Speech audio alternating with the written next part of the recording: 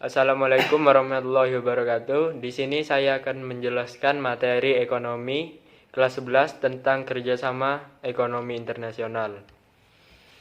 Sebelum itu, perkenalkan, nama saya Gede Zulfikar Firdaus dari 11 MIPA 2 SMA Negeri 1 Gending.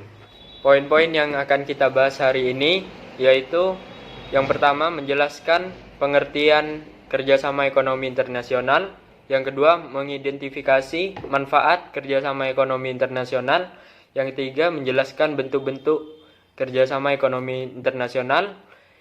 Yang keempat, mengidentifikasi bentuk-bentuk kerjasama ekonomi internasional.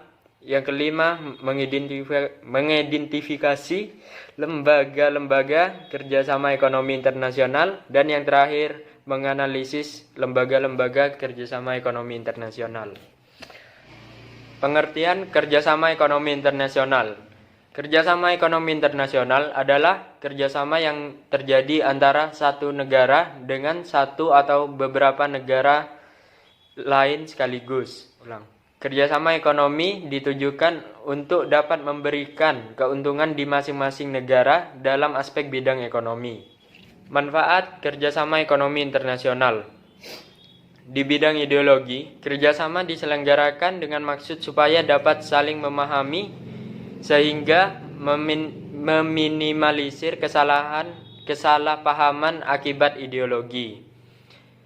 Di bidang politik, masing-masing negara memiliki kepentingan politik. Agar tidak terjadi kesalahpahaman yang menimbulkan konflik, maka diadakan kerjasama internasional. Di bidang ekonomi, adanya kerjasama akan memicu munculnya kerjasama bidang ekonomi. Kerjasama dapat berwujud perdagangan antar negara tersebut. Di bidang sosial dan budaya, masing-masing negara memiliki latar belakang sosial budaya yang berbeda-beda. Meski ada kemiripan, namun tidak ada yang sama persis. Kerjasama dapat saling melengkapi, namun berpedoman pada kepribadian bangsa masing-masing. Di bidang pertahanan dan keamanan, bangsa Indonesia menjalin hubungan internasional atau hubungan antar bangsa. Indonesia melaksanakan kebijaksanaan tersebut dalam wujud hubungan luar negeri. Dalam bidang pendidikan, saling bertukar pelajar dan mahasiswa untuk menimba ilmu sehingga membawa dampak positif bagi negara asal pengiriman guru ataupun dosen untuk tugas belajar. Di bidang kesehatan, hal ini tidak lepas dari perkembangan teknologi, terutama teknologi kesehatan.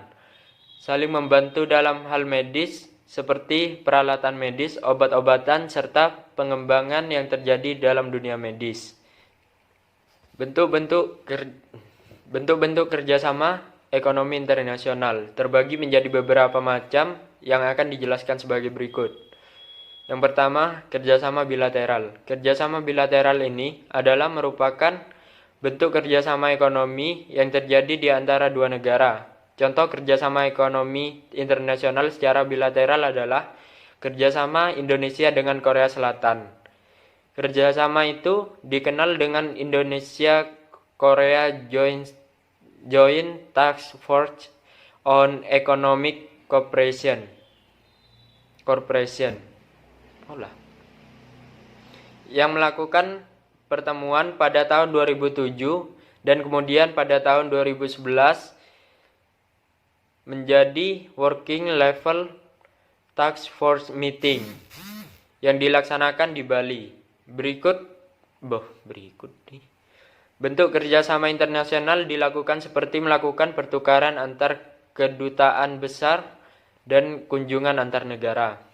Yang kedua, kerjasama ekonomi regional. Kerjasama ekonomi regional ini adalah bentuk dari kerjasama ekonomi yang dilakukan antar negara pada suatu wilayah atau kawasan tertentu. Contoh dari kerjasama ini adalah terbentuknya APEC, AFTA, dan ASEAN. Yang ketiga, kerjasama ekonomi multilateral. Kerjasama ekonomi multilateral adalah suatu bentuk kerjasama yang dilakukan oleh dua negara atau lebih, yang tidak terbatas wilayah ataupun kawasan tertentu dan bersifat internasional. Contoh dari kerjasama ini adalah IMF dan ILO. Yang keempat, kerjasama ekonomi antarregional. Bentuk kerjasama ekonomi antarregional ini adalah kerjasama yang dilakukan dua lembaga-lembaga ekonomi regional atau lebih. Contoh dari kerjasama ini adalah ASEAN dan Uni Eropa. Yang kelima, kerjasama ekonomi berdasarkan tujuan dan lapangan usaha. Berikut polio. Bentuk kerjasama ini adalah tidak ada batasan pada wilayah dan hubungan internasionalnya saja, tetapi kerjasama yang terbentuk atas dasar tujuan dan lapangan usaha. Contoh dari kerjasama ini adalah OECD dan OPEC. Lembaga Kerjasama Ekonomi Internasional. Lembaga Kerjasama Ekonomi Internasional merupakan lembaga yang dibentuk dengan tujuan peningkatan dan pertumbuhan ekonomi bersama. Salah satunya adalah IMF atau Dana Moneter Internasional. Merupakan lembaga yang dapat memberikan pinjaman dana kepada negara-negara yang sedang mengalami krisis. Contoh lembaga kerjasama ekonomi internasional yaitu ASEAN. Tujuan dibentuknya lembaga ini adalah menjaga perdamaian di kawasan Asia Tenggara.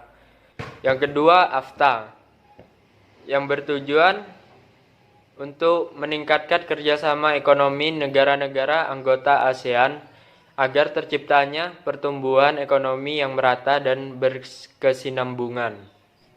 Dalam perkembangannya, kini ASEAN telah meresmikan AFTA serentak di seluruh kawasan Asia Tenggara sejak tahun 2015. Dengan demikian, diharapkan setiap negara akan mendapatkan keuntungan dengan penetapan AFTA 2015 karena tidak ada bea masuk barang produksi setiap barang produksi dari negara-negara anggota AFTA.